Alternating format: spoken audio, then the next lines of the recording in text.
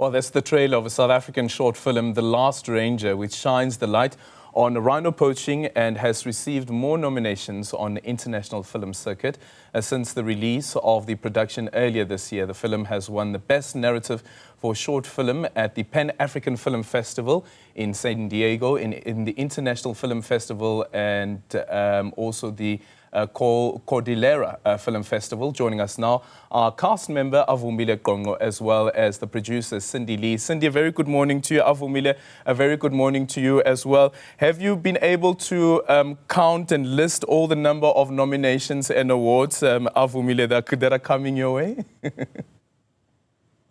I mean, no, and that's a wonderful thing, right? Is it a wonderful thing? I don't know. You tell us. You're the actress.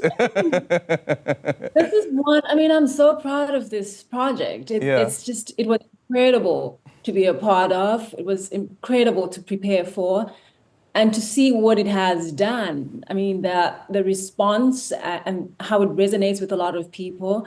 I mean, I could have never anticipated, right? But also, I was in good company. So sure, you're surprised, but at the same time, the kind of people who are working this film, it makes sense that it would get this kind of response, because the dedication that went into it and the love and the heart that went into it, I guess, speaks of the fact that it's resonating with a whole lot of people. Yeah, and it continues to resonate with a whole lot of people.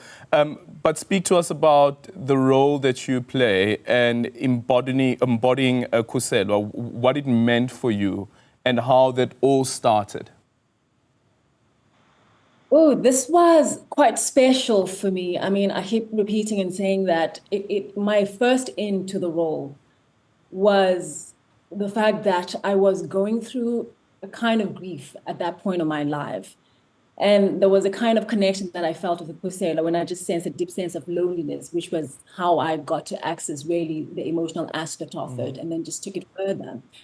And to sit with the role and to be able to perform it in my language, to shoot in the Eastern Cape, just gave me a wonderful backstory, but also a wonderful texture and an inner life that I could take from. And so to borrow from myself and to also use imagination, it was quite easy for me at that point. And it was just quite a personal one, really, because I think also cathartic for me, because then I could use this role to sort of release in a way that ordinarily perhaps I would not even allow myself to. So yeah, and then to work with Cindy, who was quite perceptive and quite wonderful and sensitive, you know, with a sense of direction and guidance. So it was probably one of my favorite roles I've ever played, actually. Wow. Wow. Cindy, how does that make you feel? Good morning. Hi, good morning. Actually, I must just say I'm the director, not the producer. The director, apologies for that. Yeah. No, I just don't want to take credit away from the producer. David, yeah. Yeah, you know, for me as a director, the most important thing is obviously script and cast. And I believe that if I cast correctly, then I don't have to do a lot of work on set. I cast my actors because I trust them. I know they know the role they're playing. I believe their interpretation of the character. And it's literally about trust. And I trusted Avu. I knew that she had this character down. So on set, I wanted her to just breathe life into this character. I don't want to start directing them on set. We also didn't have a lot of time to do that. We shot it in, I think, 4 days. Yeah. So there was a lot of other stuff I was worrying about. Wow. But Avu was beautiful. This character was her. It was extraordinary. Between her and Leah Bonner, my only concern was the rhino. I didn't have to worry about the two of them. I had to direct the rhino. That was my job. You had to direct the rhino. Yeah. And speaking about that incredible role that you have as a director in terms of when it comes to casting, I remember speaking to Barry Jenkins about Mufasa, the Lion King, and he spoke about the daunting task of, first of all, being appointed as the director, and then on top of that, having to decide who are some of the people who are going to be part of this particular cast to bring to life what is essentially just on paper. Speak to us about that process for you. Yeah, I mean, as I said, it is absolutely vital to the success of a script. And in South Africa, you know, we don't have a huge pool of actors. We are very limited generally. Now I'm making it in isiXhosa, and I'm looking for an 11-year-old child who can speak isiXhosa, who can play opposite Avu and carry this film. So talk about daunting. I mean, I think our challenges are a lot harder over here. So yeah, I mean, without this cast, this film would never have happened. And Avu was incredible, I have to just say. Leabona talks often as well about how you guided her and how you helped her and how you took on the role of nurturer. It was her first production. So Avu just embraced her and you helped her. It was really, so thank you for not just bringing an amazing performance, but helping our young star be the best she can be. Yeah, Avumile, are you able to speak to that? What it meant holding Leabona's hand and helping her also embody Ulita? So I always get emotional about this. I'm talking to myself right now and I'm saying to myself, don't get emotional. Me too. So Cindy and I might start tearing up. So, I mean, this was quite a special one for me. I mean, when we met Leabona, when they showed me, actually, the producers and Cindy showed me the audition, it was quite mind-blowing, right? Because I think the access, she's quite sensitive, right? But she had so much access to her emotion. It was quite mind-blowing for me. And the fact that she had never done this thing before. So I'm meeting her for the first time. She's quite coy and shy, right? But then you sit with her and then you realize she's quite a big personality.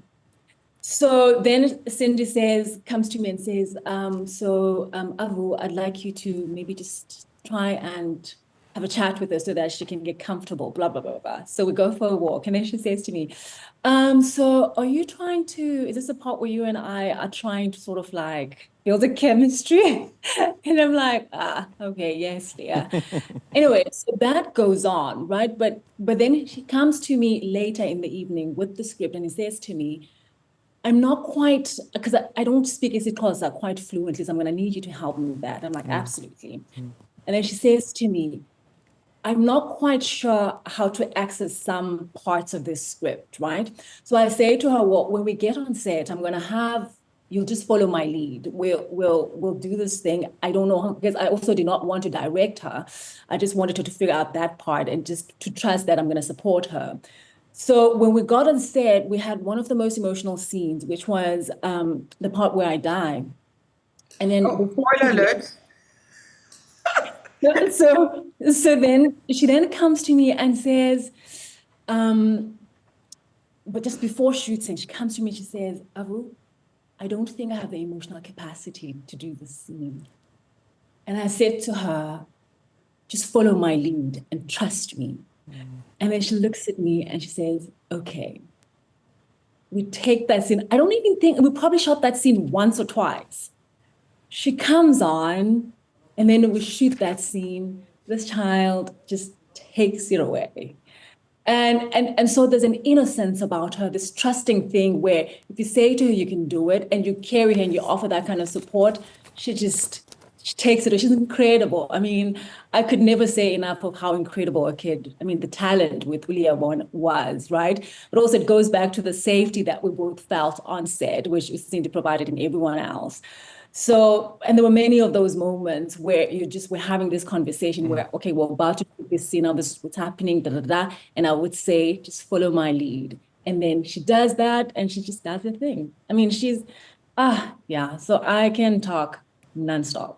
You can talk nonstop. So, in conclusion, Anele Mdoda, the executive producer of Rose and Oaks Media, speaking to Biz Community, said this. He said that the fact that this story is told in isiXhosa yet resonates with the international audiences speaks to the universal relevance of this urgent issue, which is a major issue, of course, considering that conservation is such a major part of what we are able to offer as a country, speaking about South Africa essentially. But when it comes to the type of accolades, I want to know, and start off with you, Avumile, can you smell that Academy Award? Is it possible? Oh, yeah. Can you smell it? Oh, yeah. Oh, yeah. Uh-huh. I can. I can. I mean, we have, listen, the kind of people that we're involved with this project, I mean, sometimes it kind of feels divine. You know what I mean? Because we didn't have much budget with this thing. Everyone that came and did this thing came because they believed in it, right? I read the script and I was like, there's absolutely no way I'm not going to do this thing, you know? And and I'm talking from director, producer, writer, cinematography, everything, the Tanda Choir, everyone that participated in this film, really, it's really because people were committed. The story just resonated with them. And so the kind of commitment and the kind of love, right, and the brilliance that is showcased in this film in all facets, we do stand a very great chance. Yeah. And I want it. Cindy, do you agree? Yes, it's our time. And I think, if you look at the films that are out there at the moment, people are needing something positive, something that has meaning. And our film has a deep sense of meaning. It's truly South African and African. And I think there's a consciousness out there that is steering towards us. So, yeah. Yes. Yeah, okay. I'm crossing fingers and toes. Thank you, Aldrin. Thank you. All the best, Avumile. All the best to you, Cindy, as well. And congratulations on this project. And may you receive many, many more accolades. And we'll be watching out for those nominations. And hopefully we do see your name there. All the best, guys. Those are one of the cast members of The Last Ranger, as Avumile Qongqo, as well as the director of the movie, Cindy Lee, joining us for the conversation about some of the accolades that they've received so far, and of course, the nomination.